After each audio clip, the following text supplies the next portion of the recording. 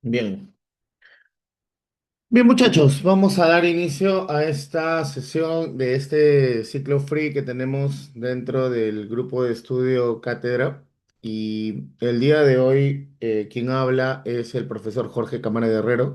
Soy profesor del curso de razonamiento verbal. Ya tengo bastante tiempo trabajando con este curso, el cual es uno de los más importantes dentro de cualquier preparación preuniversitaria, ya sea para que te vayas a una universidad nacional o a una universidad particular. Siempre el examen de admisión tiene dentro de su evaluación el área de comprensión de lectura, aptitud verbal o habilidad verbal, ¿no? Y habilidad matemática. Entonces, es importante que el curso de razonamiento verbal se lleve de la mejor manera en cualquier tipo de preparación, ¿ok? Entonces, durante esta primera sesión vamos a trabajar un tema que es muy importante, que es un tema relevante, y tema obviamente inicial, ¿no? Introductorio dentro del curso de verbal, que es básicamente lo que conocemos como el tema pues de sinonimia, ¿ok? Ahora, la sinonimia se encuentra dentro de lo que nosotros vamos a denominar relaciones semánticas, ¿ya? Dentro del ámbito de la comunicación, un aspecto muy importante es el ámbito de la semántica. ¿A qué nos referimos con semántica de manera específica? Nos estamos refiriendo a la parte de lo que es el significado de las palabras. Dentro de la comunicación, un elemento importante es el uso de las palabras para poder transmitir la información que nosotros querramos. En ese sentido, saber utilizar el término correcto o el término preciso dentro de la comunicación, lo que va a hacer es generar mayor acercamiento al entendimiento de lo que uno quiere mencionar. Y dentro, pues, de las relaciones semánticas, nosotros vamos a encontrar diferentes tipos, como la sinonimia, la antonimia, la paronimia, la homonimia, etcétera. Entonces, dentro del primer tema introductorio siempre se trabaja el aspecto de la sinonimia porque es el que más se utiliza dentro de la comunicación. Cuando ustedes lleguen a la universidad, cuando ustedes se desarrollen completamente, se van a dar cuenta que lo que más van a utilizar dentro de su estructura gramatical va a ser la sinonimia. ¿Por qué? Porque generalmente la sinonimia me ayuda a tener un mayor abanico de posibilidades de utilizar palabras dentro de contextos comunicativos particulares. Entonces, la sinonimia me va a ayudar bastante. Ahora, generalmente en el curso de verbal o en el curso de comunicación, el tema no se trabaja desde el ámbito del significado como tal o de la relación semántica como tal, sino generalmente nosotros lo vemos como título de sinónimos, ¿no?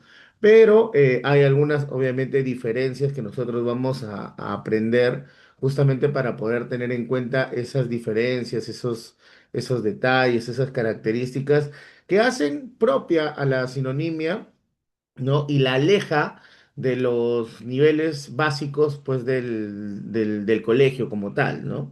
Entonces, siempre tenemos que empezar básicamente con lo que es la etimología.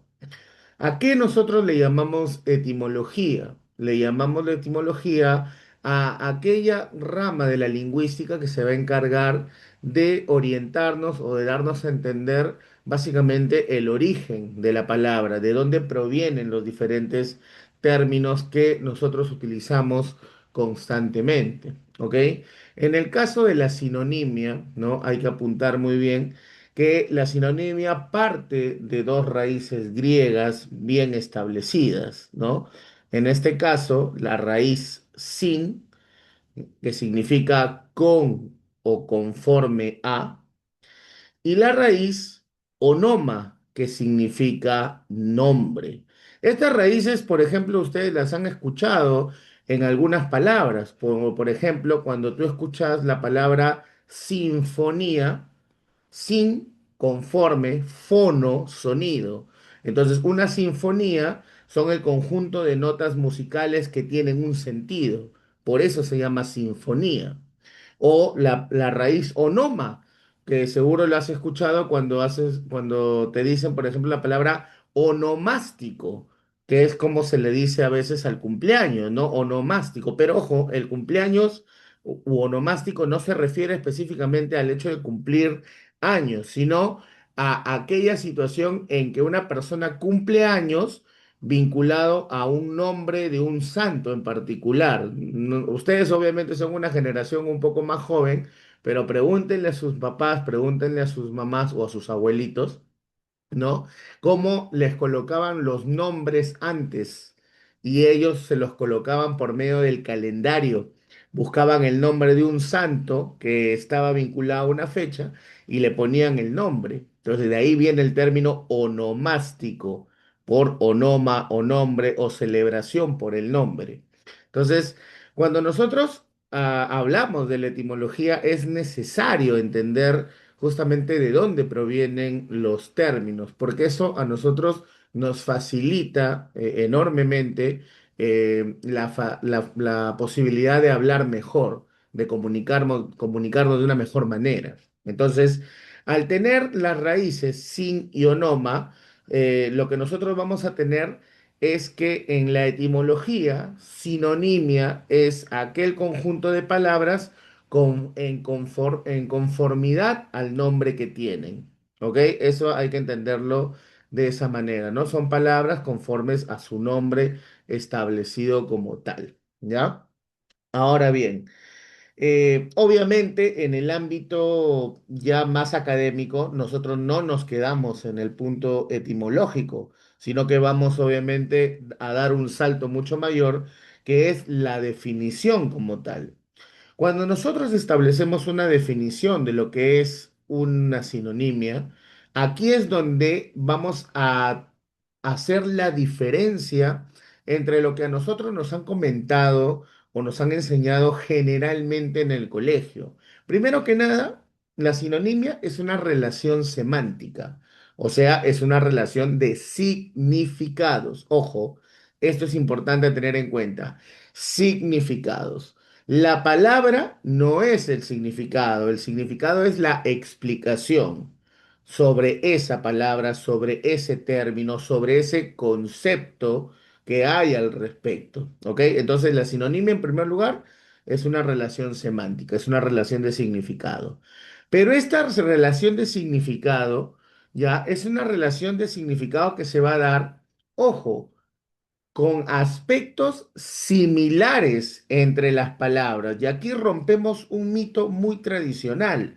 A nosotros nos han dicho siempre que la sinonimia son palabras que tienen significados iguales y no es así. No existen palabras que tengan significados iguales en el español. No existe ninguna. Lo que existe son palabras que tienen significados similares, parecidos, que se pueden utilizar en ciertos contextos, pero no a cada momento. Esa es la razón por la cual, por ejemplo, cuando un muchacho se dedica, por ejemplo, a la escritura o a la redacción, ¿ya? Y escribe X cosa, ¿no? Escribe algún ensayo, un artículo, ¿no? Y no tiene un vocabulario, un léxico muy amplio, lo primero que hace al teclear en Word es buscarle un sinónimo a la palabra que quiere, obviamente, no repetir, no redundar. Pero ahí comete un error. ¿Por qué? Porque si bien es cierto que el término es un sinónimo, no todos los sinónimos van a encajar dentro de el texto que uno está realizando.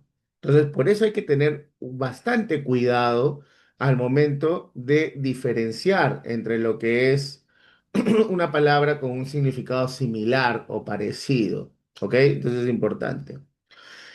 Y este último punto de la definición, que es todavía muchísimo más importante que cualquier otra cosa.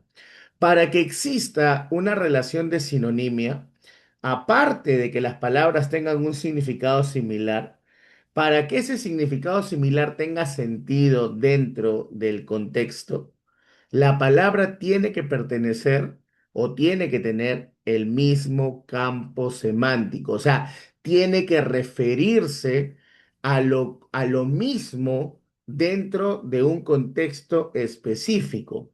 Profe, ¿cómo es esta situación? Ya, esto te lo voy a mencionar con un ejemplo para que tú lo entiendas. Pero primero vamos a establecer algo muy puntual, ¿no? Por ejemplo, aquí tenemos casos de sinónimos, ¿no?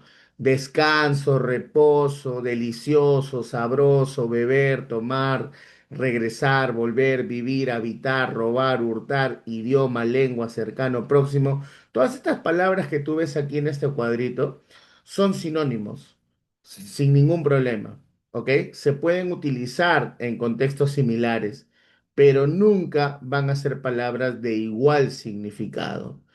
Para que tú entiendas de la mejor manera cómo es un sinónimo como tal, voy a coger un ejemplo de este cuadro para que lo entiendas bien. Y vamos a trabajar las siguientes palabras. Robar, hurtar, asaltar y saquear. Son cuatro palabras que, ojo, ¿son sinónimos? Sí son sinónimos. Las cuatro palabras tienen relación de sinonimia, pero el hecho de que tengan una relación de sinonimia no quiere decir que sean la misma palabra o signifiquen lo mismo. Hay un elemento en común. Ese elemento en común es el campo semántico que une a las cuatro palabras. Por ejemplo, yo les hago una pregunta, ¿no? Y si alguien responde bacán, ¿no? Un puntito. El chat está habilitado para que me puedas conversar a mí directamente. Entonces, a veces hay, ¿no? Si te da roche no conversar o hablar, ¿no? Puedes escribirme al chat sin ningún problema, solo lo voy a leer yo. ¿Ok? Entonces, volvamos a esto. Las cuatro palabras que están aquí, robar, hurtar, asaltar y saquear, son sinónimos, tienen una relación de sinonimia, pero no son iguales, ¿ya? No son iguales. Pero para que sean sinónimos, tienen que tener algo en común. Y, por ejemplo, ¿qué elemento común ustedes pueden encontrar en estas cuatro palabras? ¿Cuál es el elemento común? A ver, piensa. ¿Qué se te viene a la cabeza cuando escuchas la palabra robar, hurtar, asaltar, saquear? ¿Qué es lo primero que se te viene a la cabeza? A ver, piensa un ratito.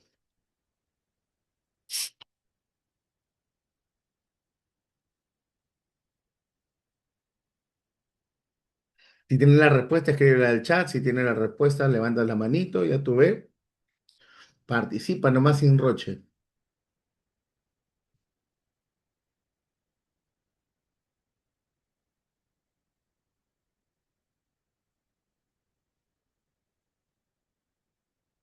Ajá, aquí está. Tenemos aquí. Muy bien, llevarse algo. Perfecto, muy bien. Ya tenemos una primera idea. Cuando tú escuchas la palabra robar, asaltar, hurtar, saquear, ¿no? Lo primero que se viene a nuestra cabeza es llevarnos algo. Pero ojo, para complementar tu participación, llevarnos algo, ¿no? De manera ilegal. Porque yo podría llevarme ahorita un libro de mi biblioteca, podría llevarme un libro para ir de viaje, y no estoy robando, ni asaltando, ni hurtando, ni saqueando, ¿no? La cuestión es llevarse algo de manera ilegal y algo que no te pertenece. Ahí está el elemento común. Lo que hace que robar, hurtar, asaltar y saquear sean sinónimos es el hecho de llevarme algo que no es mío de manera ilegal o sin pedir permiso, ¿ya? Ese es el elemento común. Eso es lo que hace que las cuatro palabras sean sinónimas. Pero si yo voy al significado, las cuatro no son iguales. ¿Por qué? Porque robar es llevarse algo de manera ilegal, pero ejerciendo la violencia de por medio, como ves en la imagen. un individuo, un ladrón, un fascineroso, que llega, te apunta con un arma, te dispara o te golpea y en esa situación te quita tus cosas, esa acción se llama robar. Esa acción se llama robar. En cambio, hurtar también es llevarse algo de manera ilegal sin que te des cuenta que no le pertenece, pero sin ejercer violencia de por medio. Por eso ves la imagen del individuo que se lleva las cosas sin que nadie se dé cuenta. ¿Te das cuenta? Entonces, robar y hurtar están en esa situación. Lo mismo pasa con asaltar y saquear. Y sobre todo con el término asaltar, porque es el término que más hemos utilizado incorrectamente al momento de hablar. Porque siempre que nos han robado, uy, me han asaltado. Ayer me asaltaron. La semana pasada asaltaron a mi compañero. No, porque cuando se utiliza el término asaltar, se refiere al hecho de apropiarse de manera ilegal de un espacio físico, un lugar. Por eso se asaltan bancos, se asaltan casas, se asaltan colegios. ¿Se dan cuenta? Ahí la diferencia. Y el asalto tiene como característica también particular que está organizado y planificado. Nadie asalta un lugar de la nada. Generalmente está planificado.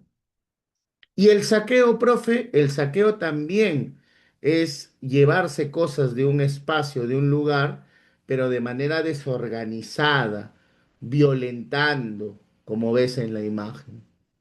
Entonces, cuando nosotros vamos a la parte esencial, que es definir los términos, es donde nosotros vamos a encontrar esta gran variedad de elementos que nos diferencian los significados de las palabras. Entonces, ya con esto yo te estoy demostrando que las palabras pueden ser sinónimas, pero no tienen un significado igual.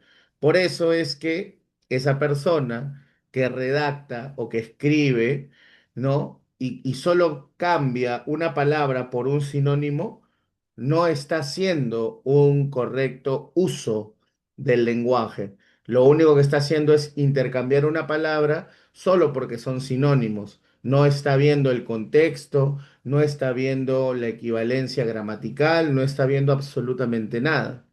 Y tú dirás, pero profe, ¿esto a mí de qué me sirve? Ya. Si tú vas a universidades como la Villarreal, Callao, por ejemplo, ¿no? Agraria, se toman sinónimos directos. Pero, por ejemplo, si tú vas a San Marcos, por ejemplo, en San Marcos ya no se toma sinónimos directos. En San Marcos hay comprensión de lectura. Y una de las preguntas que siempre viene en comprensión de lectura es la pregunta de significado contextual. Es buscar un sinónimo contextual equivalente dentro de la pregunta. Y muchos estudiantes cometen el error de simplemente, como me están pidiendo un sinónimo, lo voy a cambiar por otro. No, así de rápido como sea, no. Hay un contexto y ese contexto es lo que a mí me va a ayudar a qué? A saber discernir, a saber identificar y separar lo que corresponde y lo que no corresponde. Entonces, a tener en cuenta ese detalle. ¿Ok? Entonces es muy importante la parte de las definiciones como tal. Ahora, dentro del ámbito de la definición también de sinonimia, tenemos que tener en cuenta algo muy importante, una regla fundamental de los sinónimos. ¿Cuál es esta regla? La regla me dice lo siguiente, la relación de sinonimia siempre debe tener la misma categoría gramatical. ¿Qué cosa es una categoría gramatical? Simplemente es el tipo de palabra que nosotros utilizamos para construir oraciones. Hay 8 categorías gramaticales en el lenguaje español. Sustantivo, adjetivo, verbo, artículo, adverbio, pronombre, preposición y conjunción. Son 8 categorías gramaticales. Pero de esas 8 categorías gramaticales, para los sinónimos o para la sinonimia, solo se necesitan tres: sustantivos, adjetivos y verbos. ¿A qué me refiero con que siempre deben tener la misma categoría gramatical? Me refiero a lo siguiente. Me refiero a que si una palabra que me ponen, por ejemplo, para buscarle su sinónimo, es un sustantivo, su sinónimo también tendrá que ser un sustantivo. Por ejemplo, aquí yo tengo las palabras, ¿no? Tengo las palabras valentía, osadía y atrevimiento.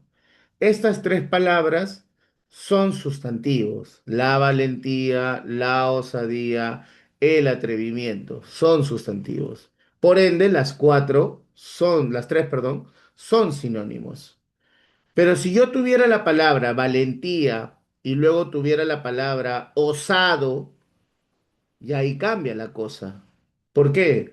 Porque valentía está en sustantivo y osado está en adjetivo. No concuerdan en categoría gramatical. Entonces, en el lenguaje hay una situación muy particular que es el hecho de que el lenguaje es estructurado. Entonces, el lenguaje, al ser estructurado, tiene una normativa, tiene una forma, obviamente, de expresión. Entonces, yo no puedo hablar en sustantivo y luego ponerle un adjetivo como si fueran lo mismo. Imposible, no se puede hacer eso. Lo mismo pasa con los adjetivos. Acá tengo bello, hermoso, lindo. Los tres son sustantivos. Pero si yo pusiera belleza, hermoso, ya cambia, porque belleza es sustantivo, hermoso, adjetivo, no coinciden. Profe, y en el caso de los verbos, ahí, ¿cómo hacemos? En el caso de los verbos juega bastante los diferentes accidentes que tiene el verbo. Acuérdate que el verbo tiene tiempo, tiene modo, tiene aspecto. Entonces, esos son elementos que hay que tener en cuenta. Por ejemplo, acá tengo la palabra mirar, otear, observar. Todos están en modo infinitivo. Pero si yo los conjugara y dijera miró, oteará, observa, ahí los tres están en tiempos distintos. Uno está en pretérito, otro está en pasado, otro está perdón, en pretérito, en presente y otro está en futuro. Entonces no pueden ser sinónimos porque obviamente están en tiempos diferentes. Entonces todas esas cosas uno tiene que tener en cuenta al momento de identificar las palabras. Por eso que a veces a las personas se les hace un poco complicado el curso de lenguaje y más aún a veces el curso de razonamiento verbal. ¿Por qué? Porque el lenguaje pues tiende a tener normas, tiene reglas que hay que seguir y si no las seguimos, obviamente no vamos a aprender de forma correcta, pues, la comunicación. Entonces, hay que tener bastante cuidado con ese aspecto. Ahora bien, ya estableciendo el aspecto teórico, ya habiendo marcado muy bien el aspecto teórico, ya vamos a trabajar la forma como es que los exámenes de admisión toman este tipo de preguntas, ¿ya? Y en los exámenes de admisión tradicionales, hay dos tipos de formas de preguntar sobre sinonimia. La primera, obviamente, es el ejercicio clásico, donde te viene una premisa, ¿no? Que está marcada en mayúsculas generalmente y luego tienes un conjunto de alternativas si se te pide buscar el sinónimo más cercano. Ya, este tipo de preguntas, por ejemplo, vienen todavía en la Villa Real, vienen en Callao, ¿no? Vienen en Agraria. Es muy común este tipo de preguntas. Incluso si te vas a postular a una universidad a provincia, las universidades nacionales en provincia, toman todavía este tipo de preguntas. Y tú dirás, pero profe, ¿por qué todavía se toma este tipo de preguntas? Porque obviamente el nivel léxico, el nivel de vocabulario de los estudiantes ha decrecido, o sea, se ha minorado. Entonces, en esa situación, poner preguntas de este tipo obviamente va a hacer que un estudiante se equivoque con mayor facilidad. Entonces, hay que tener un vocabulario más amplio en ese sentido. ¿Cómo resolvemos este tipo de ejercicio? Fácil. Lo primero, siempre hay que tener en cuenta qué significa la premisa. La premisa es la palabra base, la palabra que me están pidiendo a mí que yo busque, obviamente, su sinónimo. En este caso tengo la palabra versado. La palabra versado significa experto, ducho, instruido, diestro, experimentado, persona que sabe alguna cosa en especial o en particular y de manera precisa. Por ejemplo, ¿no? Si una persona sabe de fútbol, es una persona versada en fútbol. Si sabe de literatura medieval, es versado en literatura medieval. Entonces, la palabra versado hace referencia a esa situación. Ojo, no hace referencia a ser persona culta, solo a una persona que conoce algo de manera específica. Esa es la persona versada.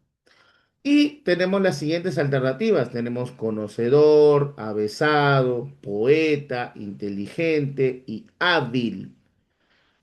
El que menos comete el error de pensar que versado, por saber mucho, por tener mucho conocimiento, marcaría automáticamente, ¿qué marcaría? ¿Qué creen que marcaría? Marcaría obligatoriamente, ¿qué cosa? La palabra inteligente, porque eso es algo bastante común, marcar la palabra inteligente. ¿Por qué? Porque se asocia generalmente el conocimiento a la inteligencia, pero ahí hay un error. Para eso, obviamente, sirve saber vocabulario. Por ejemplo, tenemos la palabra conocedor, también es un adjetivo, que conoce, experto, entendido en alguna materia.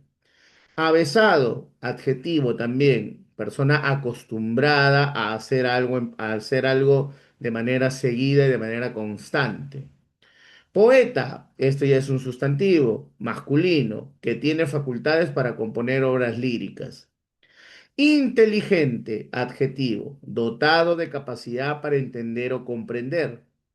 Y hábil, también adjetivo, capaz y dispuesto para cualquier ejercicio u oficio. ¿Ven? Aquí ya cuando nosotros vemos los significados precisos de las palabras, ¿no? Es donde nosotros vamos a decir, ah, ya, la palabra inteligente no puede ser sinónimo de versado, porque una persona versada es una persona que tiene mucho conocimiento de algo específico. En cambio, el inteligente es aquella persona que está dotada de capacidad para entender o comprender, o sea, todos nosotros. Todos nosotros somos inteligentes, pero no todos somos versados. ¿Se dan cuenta? Ahí la diferencia. Entonces, aquí para mí es mucho más fácil. Al tener ya los significados, yo sé claramente que la respuesta en este caso es la palabra conocedor. ¿Por qué? Porque se le dice conocedor a aquella persona que obviamente tiene un conocimiento mayor, ¿no? Sobre un tema específico, ¿no? Tú eres un conocedor de literatura, eres un conocedor de fútbol, eres un conocedor de animales, eres un conocedor de plantas, etcétera, ¿no? Entonces, ahí obviamente tienes la primera, la primera variación, ¿no? La primera forma en la cual tú puedes plantearte y resolver este tipo de ejercicios. Ahora, ¿cuál es el otro tipo de ejercicio? El ejercicio que se le denomina sinonimia contextual. Aquí sí cambia la cosa. Aquí sí cambia la cosa. ¿Por qué? Porque cuando hay sinonimia contextual, ¿ya? Lo primero que se va a plantear obligatoriamente es un enunciado. O sea, va a haber una oración completa. Entonces, cuando hay una oración, ¿ya? Cuando hay una oración, ¿ya? Aquí cambia completamente toda la idea. ¿Por qué? Porque no me van a pedir a mí, no me van a pedir a mí un sinónimo común. Me van a pedir a mí un sinónimo, pero que se asocie al contexto que se esté estableciendo. Aquí, por ejemplo, tengo la siguiente oración que dice, la pérdida de su mejor amigo lo aflige, ¿ya? Lo aflige. Aflige viene de afligir. Afligir es causar pena, causar dolor, causar tristeza.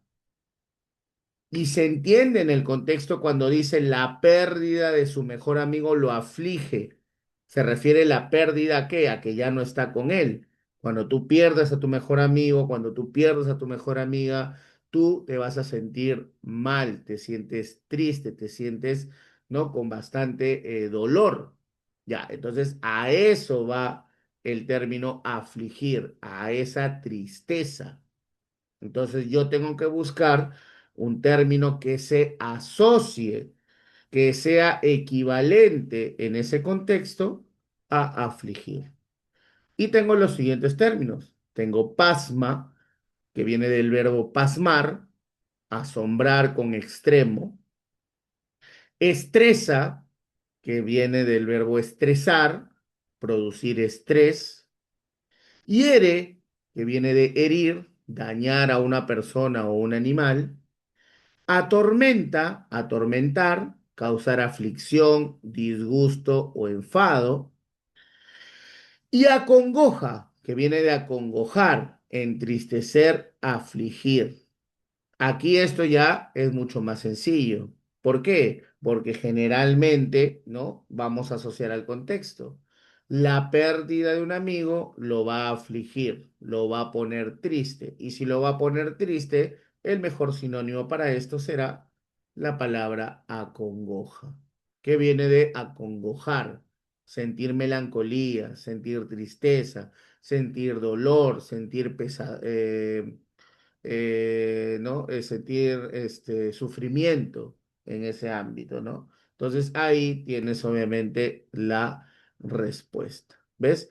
Entonces siempre que nosotros tengamos ejercicios contextuales o ejercicios, ¿no? De tipo uno que son los de vocabulario o de léxico, ¿no? Siempre vamos a tener que aplicar, ¿no? Esta forma de resolución en los ejercicios. ¿Ok? Bien. Hasta acá, hasta aquí. ¿Hay alguna duda? ¿Hay alguna pregunta al respecto para pasar al siguiente nivel? Ya ahorita nosotros hemos definido, hemos caracterizado y hemos estructurado lo que es un sinónimo como tal.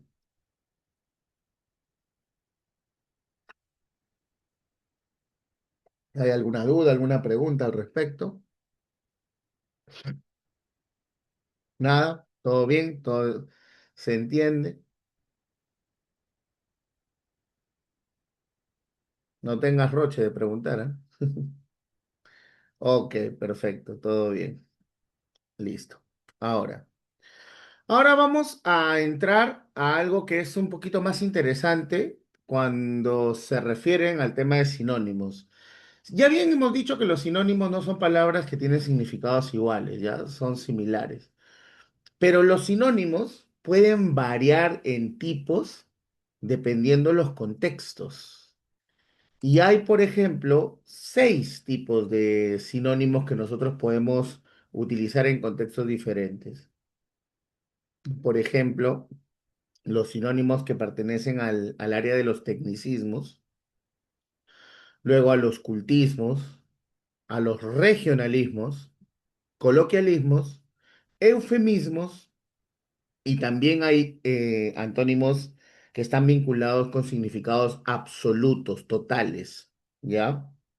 Ahora bien, ¿a qué se refieren con sinónimos de tecnicismos? Ustedes deben recordar que en el desarrollo de la parte académica de las personas, muchos se encuentran o haciendo oficios en particular o profesiones en particular. Y cuando se trabaja dentro de un oficio, dentro de una profesión, existen palabras técnicas que solo se utilizan en ciertos contextos establecidos como tal. A eso se les van a llamar sinónimos técnicos. Por ejemplo, nosotros vemos aquí una pareja de recién casados, ¿no? Y generalmente cuando vemos una pareja de recién casados, en el ámbito común, tradicional, común y corriente, decimos que ellos son marido y mujer, esposo y esposa, ¿sí o no? Pero en el ámbito legal, no se les dice esposo o esposa, o marido y mujer, o pareja. No se le dice de esa manera. Tiene un nombre específico. Entonces, cuando se habla de los casados en el ámbito legal, por ejemplo, se utiliza el término cónyuges. ¿Te das cuenta? O esponsales también, ¿ya? Pero tienes la palabra más que más conoces, quizás es cónyuges. Entonces, cuando tú utilizas el término cónyuges, se debe utilizar más en el ámbito legal, no en el ámbito común y corriente. Por ejemplo, tú no sales por la calle y ves a tus vecinos que saben que están casados y no le preguntas a la señora, ¿qué tal? ¿Cómo está su cónyuge? ¿No? No le preguntas así, ¿no? Le preguntas, señora, ¿qué tal? ¿Cómo está su esposo? ¿Cómo está su marido? ¿Cómo está su pareja? Pero no le pones, pues, el cónyuge, no le dices cónyuge, ¿no? Porque es obviamente un término técnico, pero sí lo vas a encontrar, por ejemplo, en escritos, por ejemplo, legales, en demandas, por ejemplo, en herencias, por ejemplo, en testamentos, los vas a encontrar. Ahí sí vas a encontrar el término cónyuges, porque está vinculado obviamente al ámbito legal. Entonces, los sinónimos técnicos sirven para eso. Ahora, si bien es cierto que dentro del lenguaje, de manera tradicional, existen niveles, hay un nivel estándar, hay un nivel superestándar, etcétera, ¿no? Eso ha generado, pues, que existan elementos que se llamen palabras cultas. ¿A qué se le llaman palabras cultas? Son palabras que obviamente se utilizan en un nivel académico, lingüístico superior al nivel tradicional, ¿no? Eh, y este tipo de palabras, obviamente, suelen ser más rimbombantes, con mayor sonido, con mayor presencia, por decirlo de alguna manera, que las palabras comunes y corrientes. Entonces, ¿hay sinónimos cultos para ciertas palabras específicas? Sí, sí las hay, ¿no? Por ejemplo, nosotros cada vez que vemos la bóveda celeste le decimos cielo, ¿no? Ahí está el cielo, decimos, ¿no? Pero, por ejemplo, siendo más cultos, podemos hablar y utilizar el término firmamento, que es una palabra obviamente mucho más rebuscada, más culta, etcétera. Pero el firmamento y el cielo obviamente son sinónimos de tipo culto. Y así como esto, existen varias palabras, por ejemplo, que están vinculados a un nivel más culto. Por ejemplo, la palabra elegancia, la palabra tonto, dulce, alegre, acusador, inculto, la palabra hijo único, por ejemplo, o educado, tienen, por ejemplo, perdón, son palabras comunes. Pero si yo quisiera darle un toque más de mayor presencia lingüística, le puedo poner un sinónimo que está obviamente en una cumbre, ¿no? ¿No? En una cumbre mayor en el aspecto, pues, de significado. Por ejemplo, en vez de elegancia, puedo decir prestancia. La palabra prestancia hace referencia, obviamente, a aquel conjunto de elementos que hacen que una persona resalte con mayor presencia. Por ejemplo, ¿no? Vas a una fiesta, vas a un quinceañero, vas a una boda, vas a un bautizo y no te alquilas un terno, no te alquilas un terno, porque alquilarse un terno es muy chusco, ¿no? Muy de pobre, ¿no? ¿Qué haces? Te vas al sastre, te haces tu terno a tu medida, con tela italiana y te ves pero guapísimo. Ahí hay prestancia, ¿no? Hay una elegancia mucho mayor en extremo, ¿no? Lo mismo pasa con la palabra tonto, ¿no? Si tú no le quieres decir tonto a alguien porque le puede sonar feo, le puedes decir estulto. Una persona estulto es una persona que hace estulticias. Y las estulticias son obviamente boberías, tonterías, cosas que una persona normal y con raciocinio, ¿no? Normal, no haría, ¿no? Entonces tú en vez de decirle tonto, le dices estulto, ¿no? O safio también le puedes decir, ¿no? Que son obviamente sinónimos un poquito más, obviamente, elegantes en ese sentido. O por ejemplo, la palabra dulce, ¿no? No quieres decir dulce, quieres decir algo con mucha más presencia. Por ejemplo, puedes decir la palabra melifluo. La palabra melifluo hace justamente referencia a aquello que es dulce, que de sabor agradable o de sonido agradable también podría ser un sonido melifluo, ¿no? Un sabor melifluo. Entonces también obviamente tienes el término ahí. O alegre, quizás no puedes decir más allá que estar feliz o alegre. Puedes decir la palabra jocundo, que también pues, que significa pues una persona alegre, boyante, que está obviamente en su mejor momento de felicidad. También puedes utilizar la palabra jocundo. O la palabra acusador o la persona que acusa, ¿no? Le puedes decir un psicofanta o psicofante, dependiendo, ¿no? Entonces, psicofanta, psicofante hace referencia a aquella persona acusador que tira dedo, ¿no? Chismoso, ¿no? En ese ámbito, ¿no? Entonces ahí tienes también otro término. O las personas incultas, las personas que no tienen mucho conocimiento sobre algo específico, le puedes decir safio, al igual que tonto, ¿no? Safio, sandio, estulto, están vinculados obviamente en esos niveles. Y acá viene, por ejemplo, un término muy interesante, hijo único. Ojo, hay mucha gente que piensa que hijo único, el nombre, su sinónimo es primogénito, y no es así. No se dice primogénito. Primogénito es el primer hijo. ¿Ok? Hijo único es diferente. Hijo único no es primogénito. Pero, profe, si nació primero, claro, pero obviamente se dice primogénito porque hay un segundo, hay un tercer hijo. Pero cuando tú tienes un hijo único, no se dice primogénito, se dice unigénito, unigénito.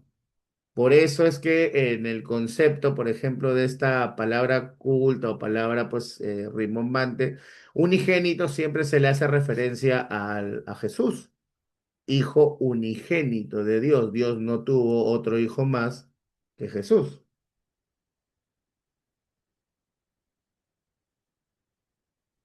Y tenemos, por último, la palabra educado, ¿no? Educado lo podemos decir morigerado, una persona que está instruida o que se le ha instruido, que tiene buenos hábitos, que tiene, ¿no? Una buena educación. Ahí tienes otra palabra. Entonces, te vas dando cuenta que mientras más significados conozcas, mientras tu vocabulario aumente, ¿no? Más vas a tener mayor facilidad de conversación, mayor facilidad de habla. Si tú te preguntas, ¿no? ¿Por qué los oradores se pueden parar con tanta facilidad, ¿no? Frente al público y no trabarse, no equivocarse, ¿no? O no tener miedo, justamente es por eso, porque al tener mayor capacidad, obviamente, de palabra, vas a poder, obviamente, responder sin ningún inconveniente. Cuando una persona tiene poco léxico, poco vocabulario, va a repetir siempre las mismas palabras y en esa repetición, en esa redundancia, es donde se comienza a trabar, se comienza a equivocar. Y no solo hablando, ¿ah? También escribiendo. Ahora, en el caso de los regionalismos sí cambia un poco la cosa, ¿no? Y tú dirás, ¿qué cosa es un regionalismo? Los regionalismos son los diferentes o las diferentes formas de llamar a algo, ¿no? En un país diferente o en una región diferente. Por ejemplo, quizás el caso más clásico que nosotros conocemos es el caso, por ejemplo, de las cosas de Centroamérica con Sudamérica. Por ejemplo, aquí nosotros obviamente a este producto nosotros le decimos maní, pero en Centroamérica no le dicen maní, porque en Centroamérica tienen la raíz proveniente del náhuatl, que es el idioma obviamente de lo que fueron pues los mayas, los aztecas. Y al maní ellos le dicen cacahuate.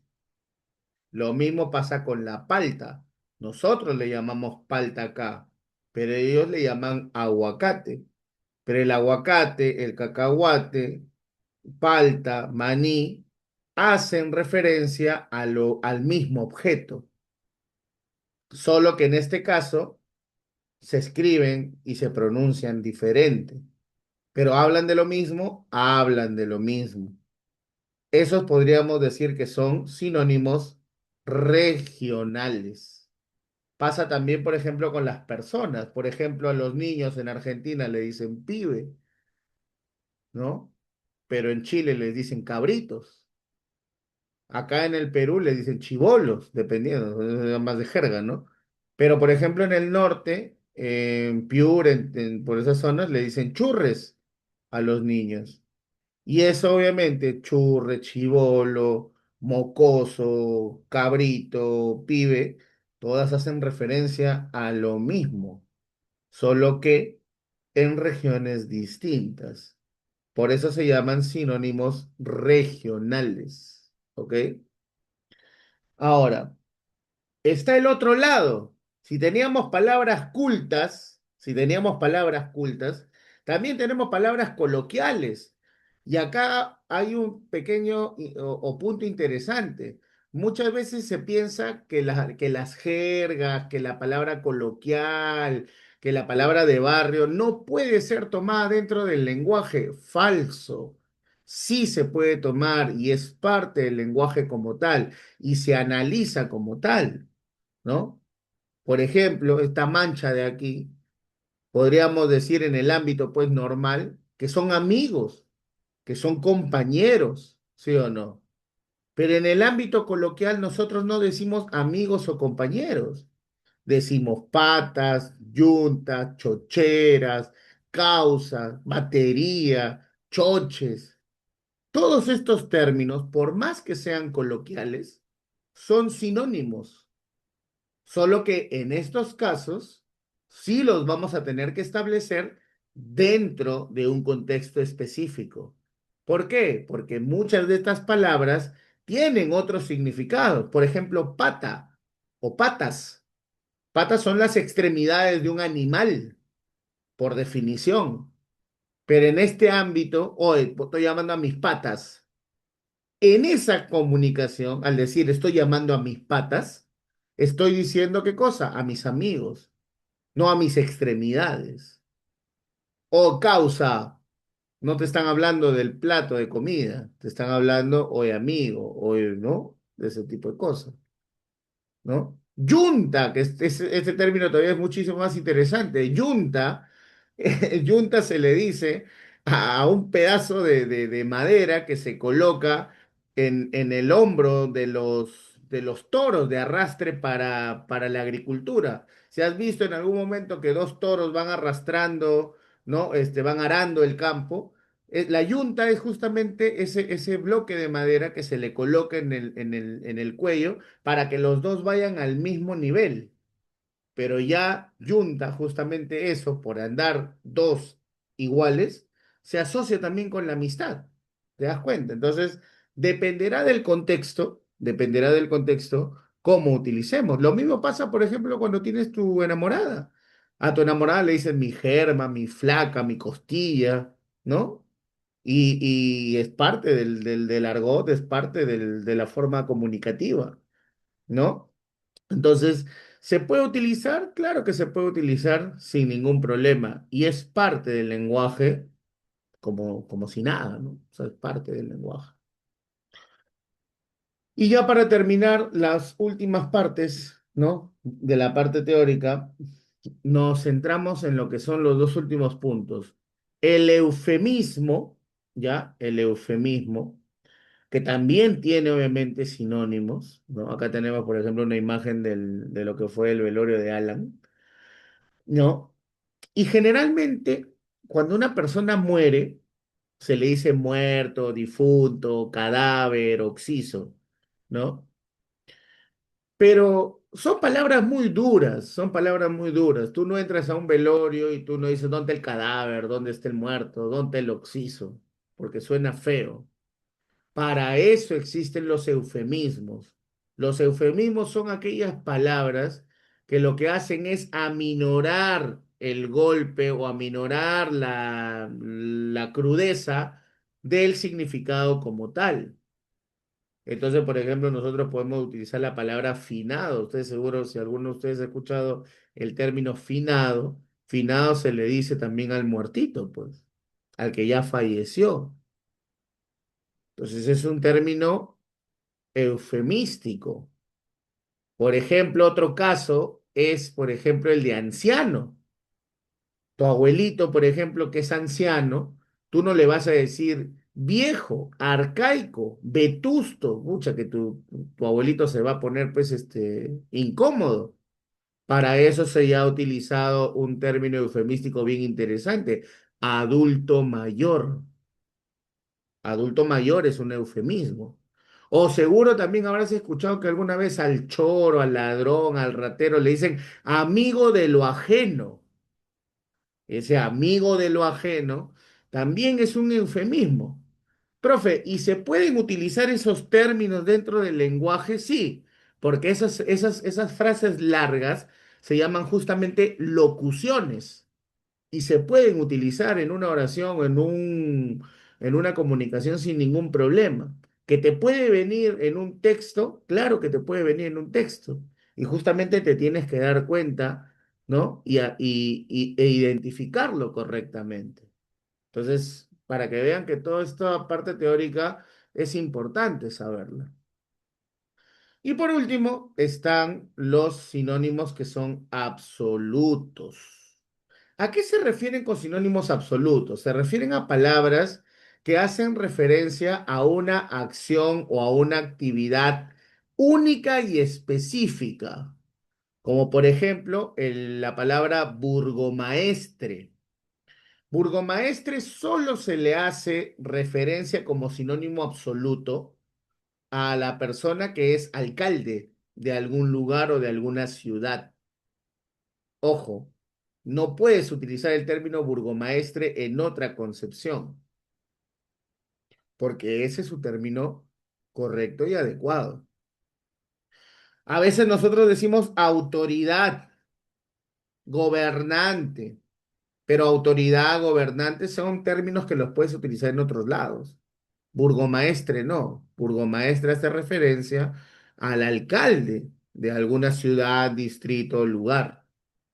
Entonces ese es un sinónimo absoluto, ¿no? Y un segundo caso es este de acá. Ellos son médicos y nosotros cometemos el error de toda la vida de al médico decirle qué cosa, doctor. Y ahí cometemos un grave error, porque el doctor no es el médico, el doctor es un grado académico, es un grado académico. Quiere decir que todas las profesiones, su grado académico más alto es el doctor. O sea, puede haber doctor en literatura, doctor en economía, doctor en medicina, doctor en derecho. Puede haber sin ningún problema. Pero nosotros hemos asociado siempre al médico con doctor. ¿Por qué? Porque siempre hemos asociado al médico como el profesional más top, más alto de todo. Pero realmente sí tiene un sinónimo absoluto. Cuando se hablan de los médicos, se habla del término galeno. Galeno es el término más absoluto que se puede tener con relación a un médico. ¿Por qué? Porque Galeno es el nombre de un médico de la edad moderna, si no me equivoco, que revolucionó completamente la medicina, que la volvió o la encaminó hacia el lado científico. Y esa es la razón por la cual al médico se le dice galeno. ¿Te das cuenta? Entonces, ese es el término adecuado, ese es el término correcto al respecto, obviamente, como sinónimo absoluto. ¿Ok? Bien. Entonces, hasta aquí hemos tenido la parte, obviamente, teórica al respecto, ¿ya? Vamos ahora a la parte práctica, pero para eso te dejo unos 5 minutitos para que vayas a los servicios o para que descanses un poquito. Si tienes una pregunta que hacer, puedes hacerlo, no hay ningún inconveniente. Yo te respondo aquí sin ningún problema, ¿ok? Mientras que voy preparando el material. Ojo. A ustedes se les está entregando una carpeta Drive, ¿ya? Una carpeta Drive. En esa carpeta Drive, ustedes van a tener las carpetas de los diferentes cursos que van a llevar durante esta semana.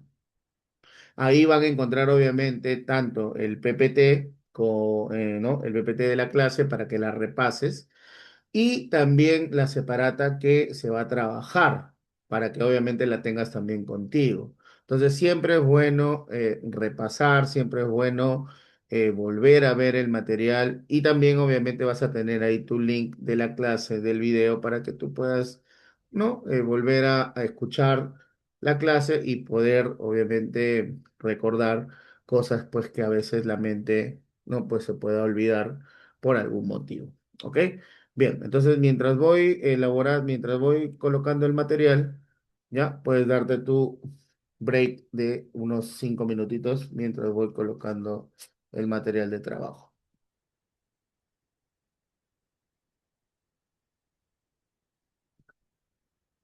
Para el material de trabajo tengan a la mano un diccionario si quieren, o su diccionario de digital, no hay ningún inconveniente.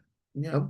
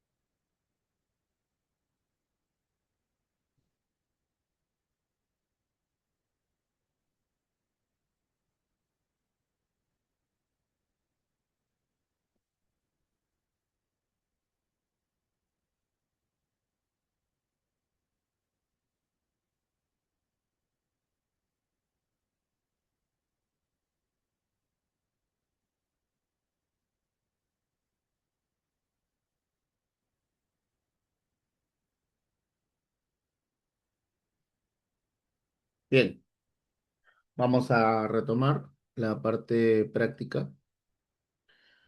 ¿Ya? Siempre vamos a tener una parte teórica y una parte práctica, ¿ya? En la parte teórica, obviamente, te voy a brindar siempre toda la información correspondiente al tema, los tipos de ejercicios, características, etcétera.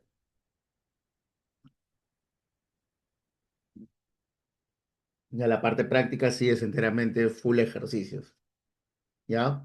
A ver, acá sí vamos a aclarar algo bien interesante con relación al tema, pues, de razonamiento verbal.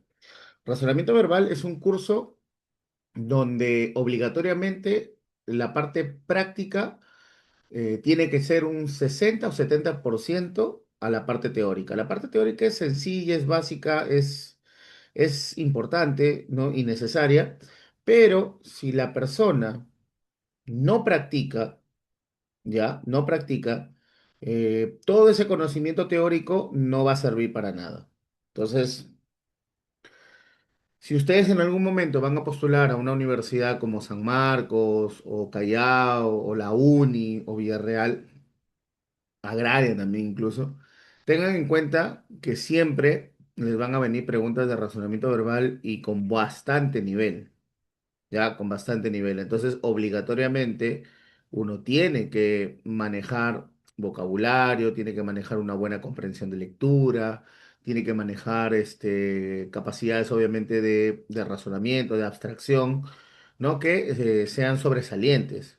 Y eso no se obtiene solo memorizando la teoría, se obtiene practicando constantemente, ¿ya?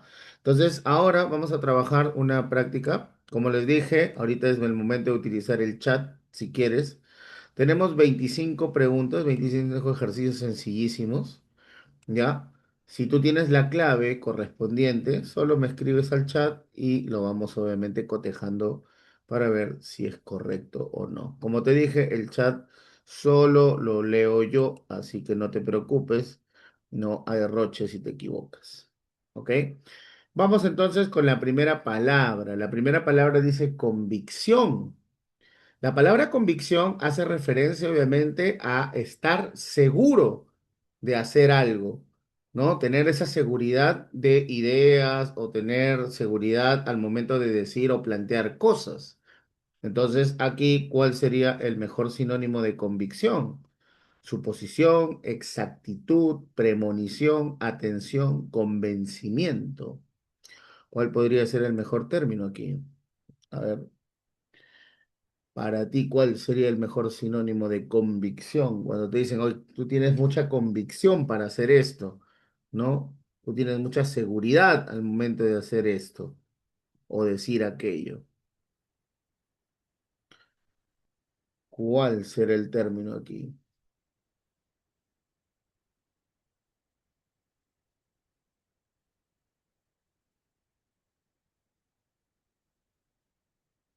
Exactitud, por acá me dicen. A ver, la exactitud hace referencia a la precisión, no a la seguridad. Aquí la respuesta en la número uno es convencimiento. Cuando tú estás seguro, estás convencido completamente de lo que estás haciendo. Entonces la convicción, el convencimiento, la seguridad son obviamente elementos importantes al momento de tomar una decisión. En cambio, lo exacto es lo preciso, ¿no? Lo que cae perfectamente y no necesariamente se vincula pues con la convicción. Vamos con la segunda palabra. La segunda palabra dice arbitrariedad. Es un término bastante utilizado en literatura, en lenguaje, en comprensión de lectura. Se le dice arbitrariedad al concepto vinculado pues con la autocracia, con el gobierno dictatorial, con la injusticia que hay sobre el ser humano, sobre otras personas. ¿Qué podríamos acá estar vinculados a eso, a la dictadura, a la autocracia, a la injusticia? Tienes neutralidad, aflicción, holganza, violencia, despotismo. ¿Cuál podría ser aquí el término más adecuado? A ver, ¿cuál podría ser? Si has escuchado alguna vez alguno de estos términos.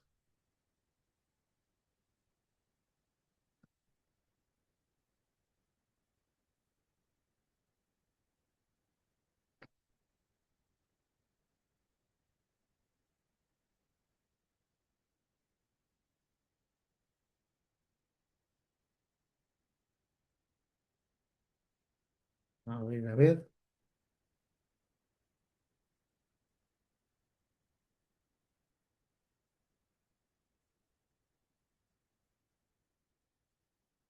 Correcto, muy bien. Acá sí se ha mencionado la palabra correcta. Muy bien. Despotismo, muy bien. Se le dice persona despótica a la persona autoritaria, a la persona que obviamente tiene el control de toda la población o de todo un conjunto de gente y toma medidas que obviamente le favorecen a él mismo. No piensa en los demás. Correcto, muy bien. Arbitrariedad, despotismo. Siguiente palabra, iracundo. Qué fácil. Se le dice iracundo a la persona colérica, que está amarga, que ya no puede, ya obviamente, mantener la tranquilidad. Iracundo, ¿no? Es un adjetivo, una persona iracunda, molesta, incómoda, ¿no? ¿Cuál sería aquí? Tienes impertinente, irracional, atravilario, engañoso y furibundo. Correcto, muy bien. Tenemos aquí la palabra furibundo. Muy bien. Furibundo viene de furia, furioso. Una persona furiosa es una persona colérica, molesta, ¿no? Furibundo. Por ejemplo, ¿no? Si recuerdas un poquito de literatura, ¿no? ¿Te acuerdas la Ilíada? La Ilíada trataba sobre la cólera de Aquiles, ¿no? Porque Aquiles estaba iracundo, furioso, ¿no? Completamente. Propenso. Se le dice propenso a aquello que está inclinado, que estás, supeditado a que te ocurra algo, a que te pase algo, ¿no? Que ya lo tienes prácticamente en una situación en que va a ocurrir de todas maneras. Correcto, muy bien. La palabra predispuesto. Una persona propensa, una persona predispuesta, una persona inclinada a que le ocurra algo. Por ejemplo, si tú estás sano y tú comienzas a estar al lado de gente que está con gripe, tú vas a estar propensa, vas a estar predispuesta a que te dé gripe también. Ahí correcto el término, ¿no? Lúgubre. La palabra lúgubre, lúgubre significa oscuro, oscuro, tenebroso, ¿no? Que causa miedo. ¿Cuál es el mejor término sinónimo aquí?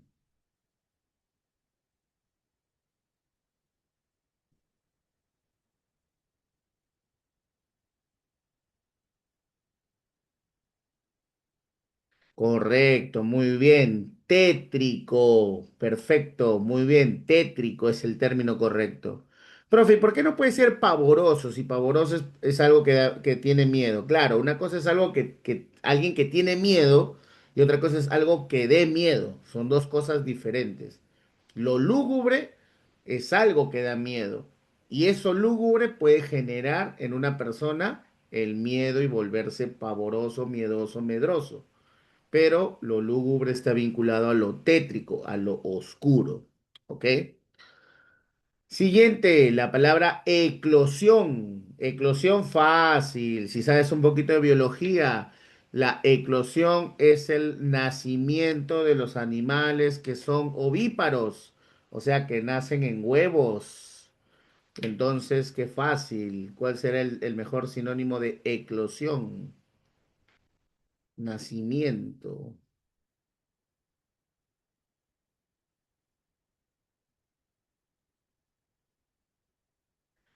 ¿Cuál es el mejor término aquí? Aparición, plaga, matanza, erosión, explotación. ¿Cuál será? Correcto, muy bien. El término aparición es un término obviamente en sinónimo. Correcto, muy bien, muy bien, muy bien. Ahí vemos obviamente el bagaje léxico. Ajá.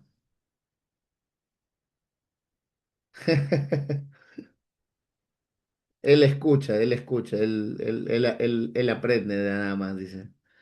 A ver, Prosélito. Se le dice prosélito a aquella persona que sigue a otra, ¿no? Que lo sigue por su forma de ser, por su forma de pensar, un seguidor, un fan, ¿no? Generalmente vinculado al término político.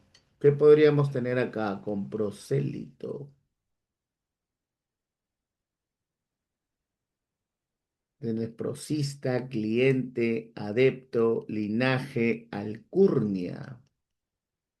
¿Cuál podría ser referencia aquí a nuestra gente prosélita? Por eso que también cuando alguien hace campaña publicitaria o campaña para políticos se llama campaña proselitista, porque obviamente son seguidores. ¿Cuál sería el término aquí correcto?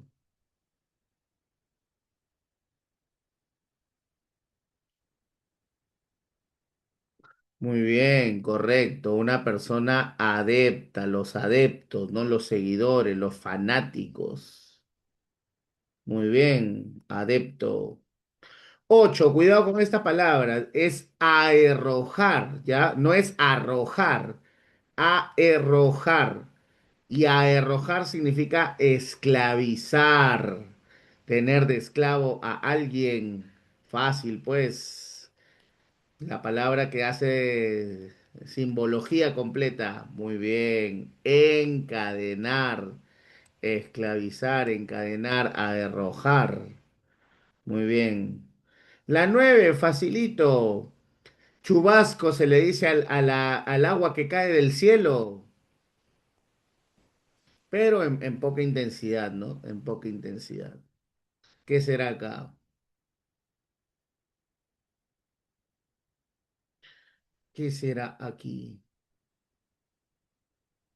Chubasco.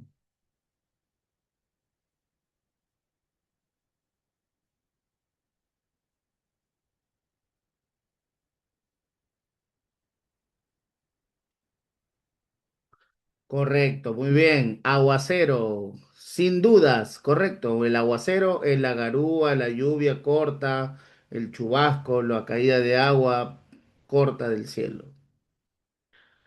10, dilapidación. Esta palabra es interesante. Se le dice dilapidar al hecho de malgastar la plata, malgastar el dinero. Facilito, ¿ah? Malgastar el dinero. Ya, él gasta su dinero. No, pero lo malgasta. Tiene que malgastarlo, no gastarlo. Malgastarlo.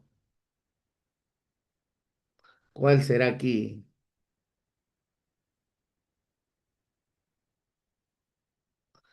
Claro, correcto, ¿no? Despilfarro, despilfarrar el dinero, ¿no? Gastar en cosas innecesarias, banales, fútiles, que no sirven, pues, ¿no? Que no son necesarias. 11. Acá sí hay que tener cuidado. Tienes la palabra escuálido. Escuálido es una persona flaca, delgada.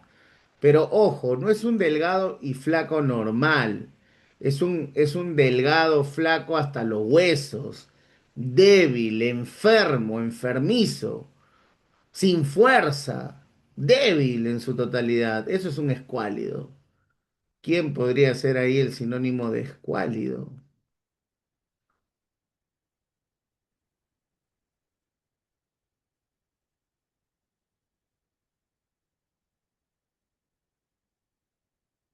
Esmirriado, muy bien, correcto, muy bien, que no te hayas equivocado. Esmirriado. ¿Por qué? Pero profe, ¿por qué no puede ser esbelto? El esbelto es una persona delgada, pero formado, ¿no? Pero se alimenta, que está sano, ¿no? Una persona esbelta, ¿no? Esbelta. 12. Cuestionar. Oponerse a las ideas de alguien, cuestionar, o de algo, ¿no? También puede ser de alguien o de algo, por ejemplo, ¿no? Podemos cuestionar, por ejemplo, el arbitraje del último partido del Mundial, lo podemos cuestionar porque se anuló un gol que no debió anularse a España, ¿no? Lo cuestionamos. Muy bien, la palabra objetar, muy bien, objetamos, objetamos, perfecto, muy bien. A ver, tenemos la palabra indolencia. Una persona indolente es una persona que no siente, que no tiene sentimientos, no tiene emociones. Por eso es indolente. ¿Cuál podría ser el mejor término acá? Inercia, incuria, importancia, soberbia, sensatez. ¿Cuál sería aquí con la indolencia? No tener sentimientos, ¿no?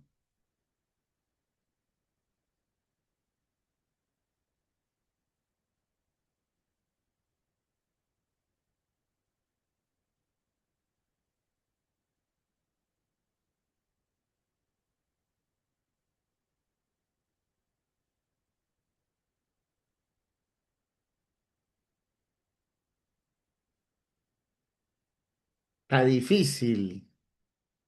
Nunca he escuchado estas palabras, profe. Sí, esta sí está difícil. A ver, ¿qué tienes? Sorpréndeme.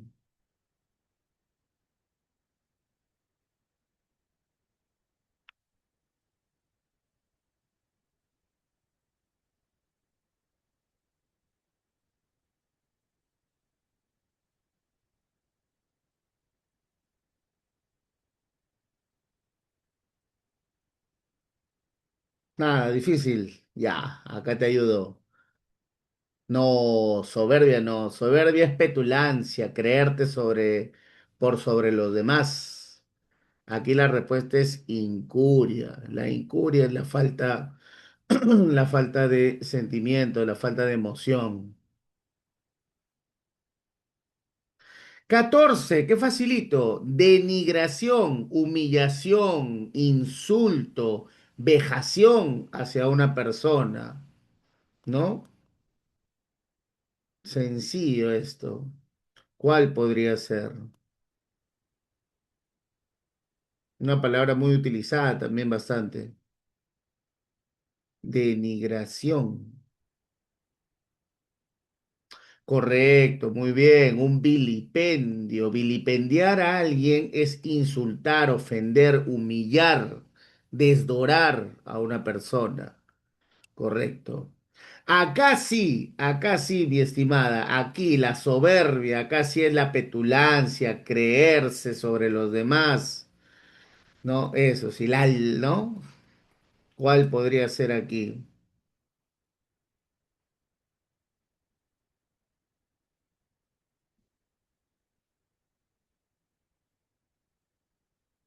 Correcto, acá sí es correcto. Muy bien. Altivez. Una persona altiva es una persona soberbia, creída, petulante, arrogante bastante, ¿no? Bastante. La 16 está facilita. Medroso se le dice al cobarde. Al cobarde, muy bien. Temeroso, miedoso, cobarde. Pusilánime. También hay un término ahí, pusilánime. La 17, algo asiduo, es algo constante, algo que se hace todos los días de la misma manera, a la misma hora. Es algo constante, asiduo,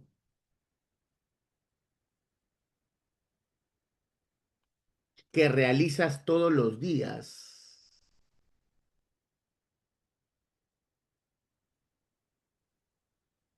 ¿Qué será?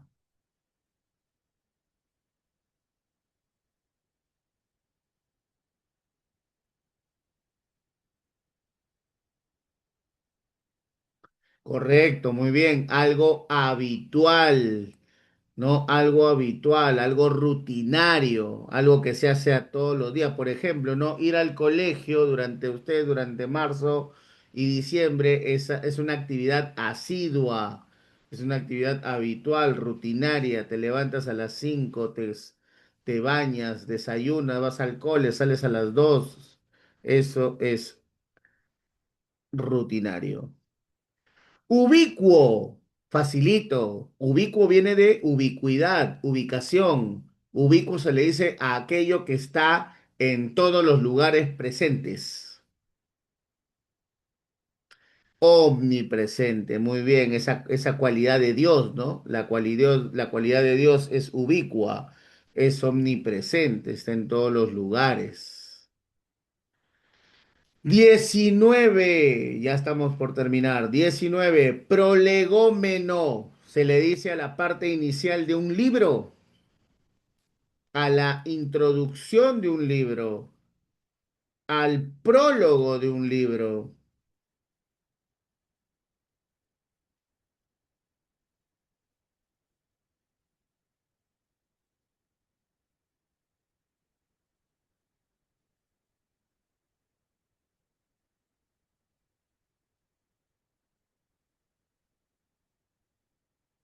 ¿Cuál sería aquí?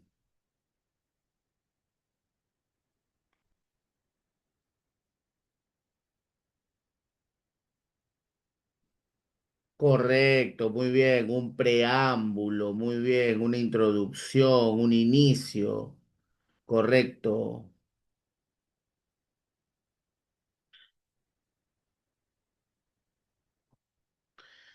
Muy bien, acá sí tenemos una palabra bien interesante.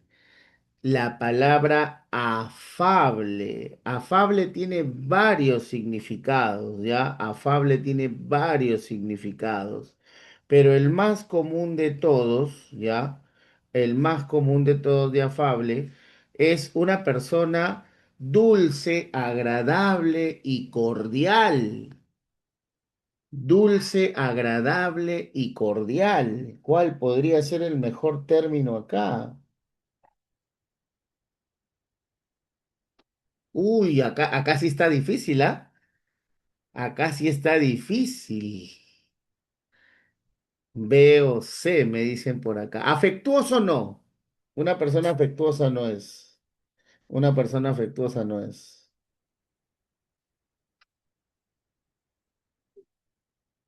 B de beso, cortés, amable. ¿Ya?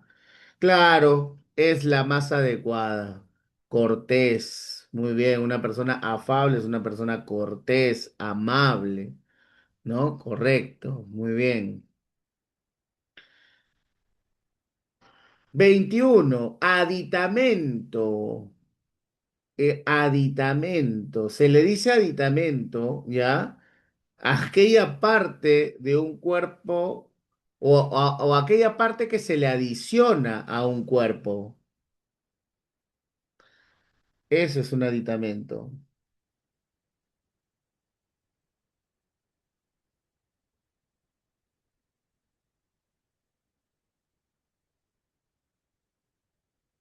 Algo que se le aumenta a un cuerpo, a un objeto.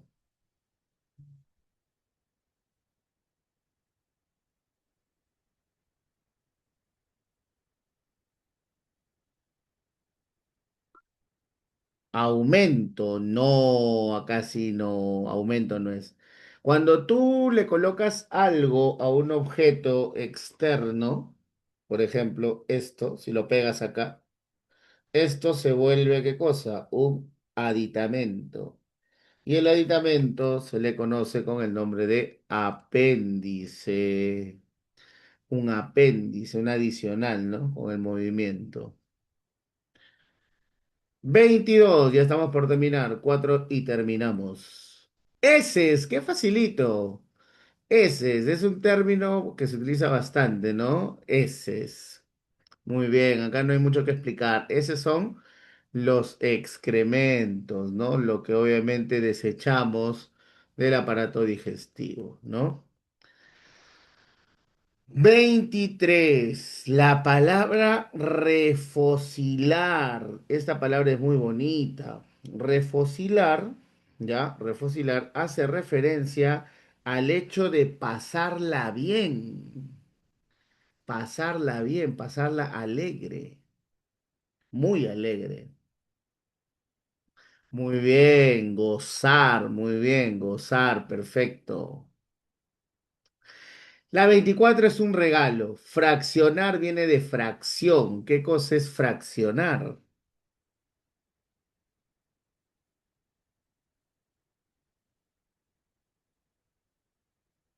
Partir, muy bien. Fracción, partir. ¿Ok? Muy bien. Y cerramos la sesión del día de hoy con su práctica con la número 25. Panegirista. Se le dice panegirista a aquella persona que alaba demasiado a alguien, generalmente a los dioses, generalmente a los dioses, un panegirista. Alaba, loas, ¿no? Dice cosas espléndidas y maravillosas. ¿Quién es el panegirista?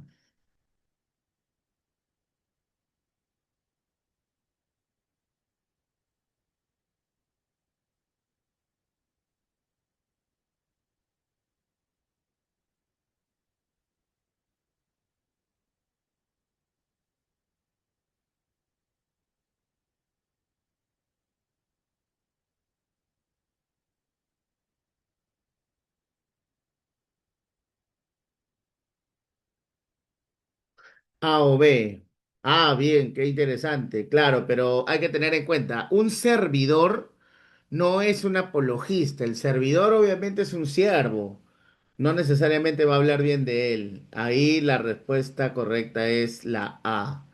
Un apologista, viene de apología. Apología es una alabanza, una loa, ¿no? Un ditirambo, una acción en la cual obviamente tú resaltas, obviamente, las cosas buenas y positivas, generalmente pues de los dioses, ¿no? Para quedar bien. Muy bien, muy bien, muy bien, muy bien. Ha estado reñido esto, buena cantidad de preguntas, buena cantidad de palabras, ¿ya? Ahora, obviamente, ya para terminar y para cerrar la sesión, recordar una cosa. En razonamiento verbal, como les dije, lo más importante es la práctica. Ahora que más tarde voy a subir el material, con las claves, repasen los significados, repasen los sinónimos. Tú me vas a decir, profe, ¿para qué? Si ya acabó la clase, profe, no, si no va a venir en el examen, puede que venga en la evaluación del sábado. Pero lo más importante es recordar la mayor cantidad de significados para que cuando tú converses, para que cuando tú hables, tú charles con alguien, tengas la facilidad de hablar sin ningún problema. De ahí por qué se estudia sinónimos, se estudian antónimos, se estudian este vocabulario, es para eso. Y para que cuando te toque leer textos, no estés buscando en el diccionario a cada rato, sino más bien ya sepas leer de corrido. Para eso sirve obviamente tener un buen vocabulario. ¿Ok? Bien. Entonces, hasta aquí muchachos, hemos terminado nuestra sesión del día de hoy. Es una sesión inicial, introductoria, pero para que vean que obviamente tiene bastante importancia dentro del razonamiento verbal. ¿Ok? Bien, antes de despedirnos completamente, recuerden pues que estamos en esta semana de clases introductorias de un ciclo free. Mañana tienen literatura, un curso muy bonito, un curso donde obviamente vas a aprender también más allá de lo que se te enseña obviamente en el colegio. Bien, entonces chicos, aquí nos estamos despidiendo. Tengan una bonita noche, pásenla bonito y ya nos vemos en una siguiente clase. Cuídense mucho. Profesor. Nos vemos, Leonel. Cuídate. Nos vemos, Grace. No, profe, Chao, chao.